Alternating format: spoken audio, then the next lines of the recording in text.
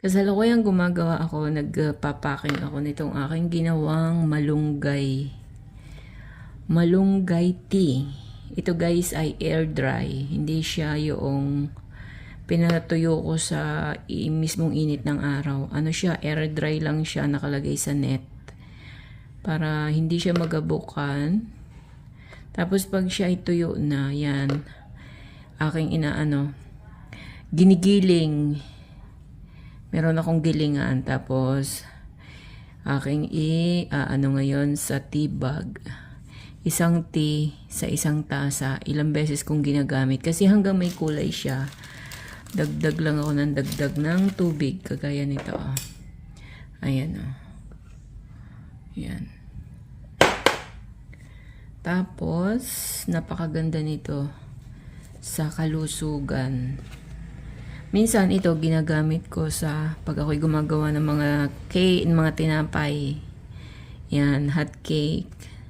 Nilalako ko yan, tapos pag ako'y nagsasaing, nilalagyan ko din yan.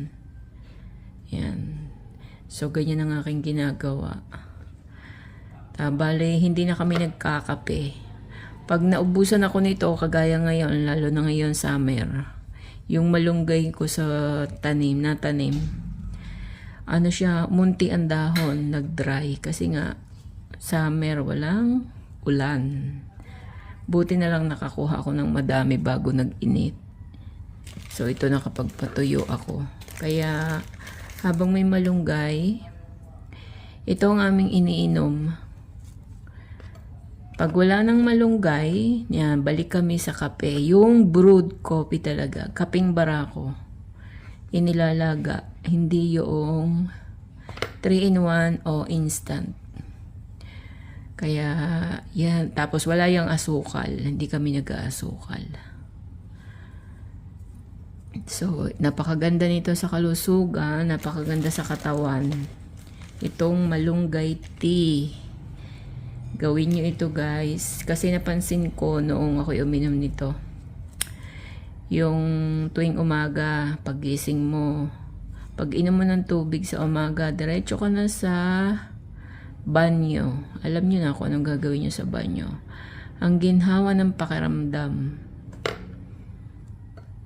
Yan. Tapos, marami siyang pwede mong gawin. Sahog sa pagluluto, basta huwag kang maselan. Wala naman siyang lasa guys. Meron lang siyang kaunting medyo amoy.